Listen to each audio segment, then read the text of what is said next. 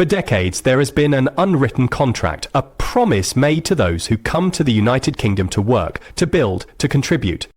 The deal was simple. Follow the rules, work hard for 5 years, pay your taxes, and you will earn the right to call this country your permanent home. That promise is called Indefinite Leave to Remain, or ILR. It is the finish line, the bedrock of a new life. But what if that contract is being torn up? What if the finish line is being moved not just further away, but onto a completely different battlefield?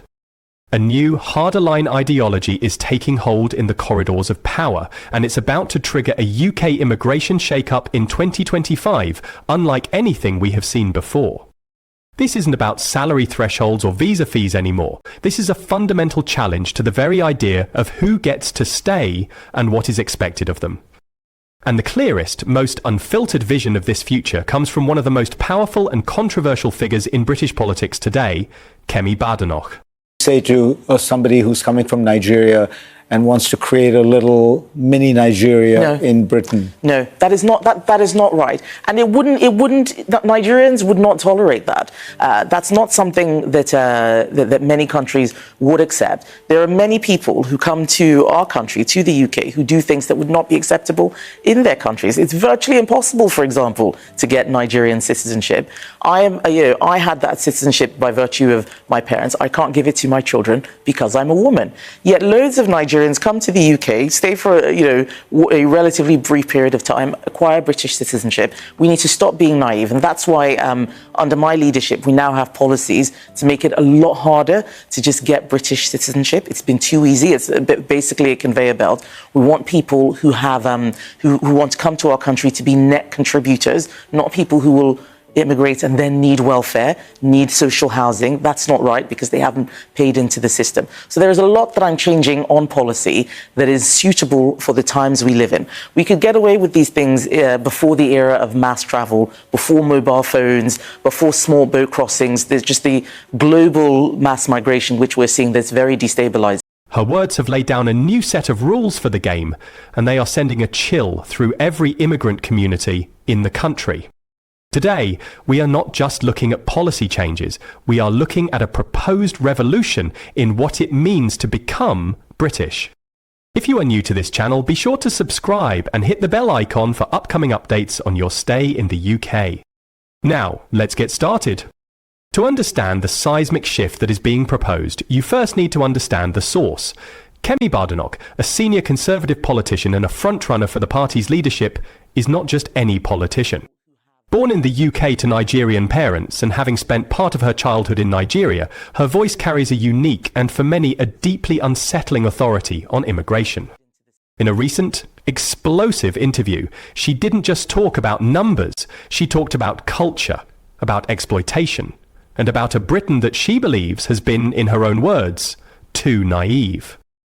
When asked about immigration, particularly from her country of heritage, she said, "Loads of Nigerians come to the UK and stay for a relatively free period of time, acquiring British citizenship.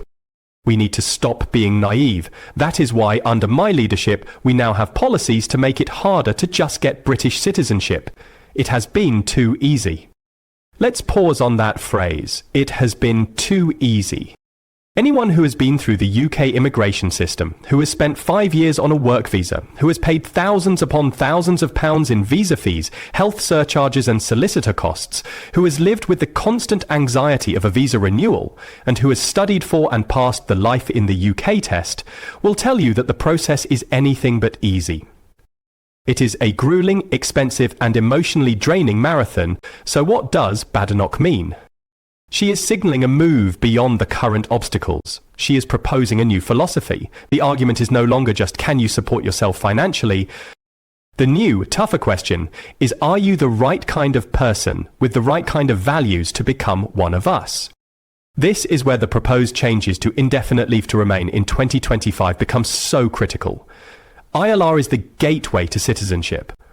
By making ILR tougher, you fundamentally change who gets to become British. So what could this new, tougher ILR look like? Based on the rhetoric, we can foresee a multi-front assault on the current system. First, expect the residency requirement itself to be questioned. The 5-year path to settlement is a long-standing convention.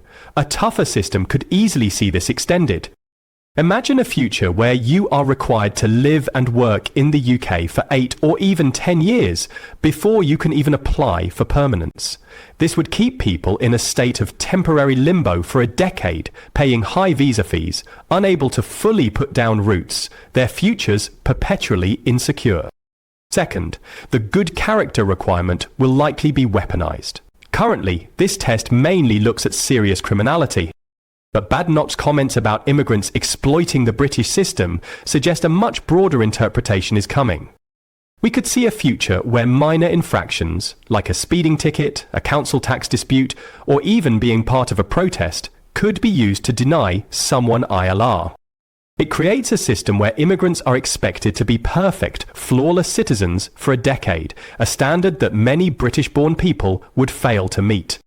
But the most radical and controversial part of this proposed shake-up lies in Badenoch's comments about culture and integration. When asked if she would support the idea of a Nigerian immigrant community recreating a mini Nigeria in the UK, her rejection was absolute. "That is not right," she said. "Nigerians would not tolerate that. That's not something that many countries would accept. There are many people who come to our country, to the UK, who do things that would not be acceptable in their countries." This is a direct challenge to the multicultural model that has defined Britain for 50 years. The idea that immigrant communities can settle, form cultural hubs and enrich British society while maintaining their own traditions is being framed as a threat. So how does this translate to ILR policy? It could mean the introduction of far more stringent and subjective integration tests. We might move beyond the life in the UK quiz about kings and queens towards something far more invasive. Applicants could be assessed on their social circles, their community involvement, or even their political views to see if they are sufficiently integrated. This is a terrifyingly vague and subjective measure, wide open to bias and discrimination. It suggests a future where you don't just have to live in Britain, you have to live a certain kind of British life, as defined by the government. This vision represents a fundamental rewriting of the deal. The old contract was transactional. You contribute to the economy, you get to stay. The proposed new contract is social and cultural. You must assimilate in a way we dictate, or you will be asked to leave, no matter how much you have contributed. This isn't just a theory, this ideology is driving the conversation at the highest levels of government. It's a vision of a UK that is less of a melting pot and more of a mould, where newcomers are expected to conform to a rigid definition of Britishness. The implications are enormous. For the hundreds of thousands of people already on the 5-year path to ILR, this is a terrifying prospect. The rules they started their journey with could be completely different by the time they reach the end.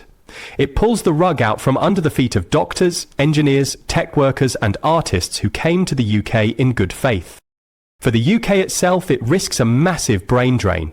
Why would the world's brightest and best choose to come to a country that offers such an unstable and precarious future? Why would they subject themselves to a decade of scrutiny and the threat of removal based on subjective cultural tests? They will simply choose to go to Canada, Australia, or the US, countries that, for all their own challenges, still offer a clearer, more stable path to permanence. The great immigration shake-up of 2025, inspired by this new, tougher ideology, is about more than just policy. It's a battle for the soul of Britain. Is it an open, confident, multicultural nation? Or is it becoming a closed, fearful country that views its immigrant population not as an asset, but as a threat to be managed? The words of Kemi Badenoch have drawn the battle lines, and for anyone who believes in a diverse and global Britain, the fight for the future starts now. What do you think? Is it fair to make the path to settlement harder? And where is the line between integration and forced assimilation? Let me know your thoughts in the comments below. This is a conversation that affects every single one of us.